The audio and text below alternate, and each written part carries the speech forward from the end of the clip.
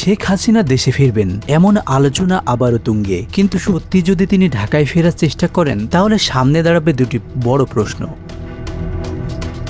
প্রথমত, তার বৈধ পাসপোর্ট নেই, বাংলাদেশ সরকার তার পাসপোর্ট বাতিল করেছে। দ্বিতীয়ত, মানবতা বিরোধী অপরাধের মামলায় আদালত তাকে মৃত্যুদণ্ড দিয়েছেন। তাহলে প্রশ্ন, পাসপোর্ট ছাড়া তিনি কিভাবে ফিরবেন, আর মৃত্যুদণ্ডের সাজা মাথায় নিয়ে দেশে প্রবেশের সুযোগই বা কতটা? বিশেষজ্ঞদের মতে পাসপোর্ট না থাকলেও পথ একেবারে বন্ধ নয়। বাংলাদেশের নাগরিক হিসেবে তিনি ট্রাভেল পারমিট বা প্রয়োজনীয় ভ্রমণ নথির জন্য আবেদন করতে পারবেন। সরকার অনুমোদন দিলে সেই নথি ব্যবহার করে দেশে ফেরার সুযোগ তৈরি হতে পারে।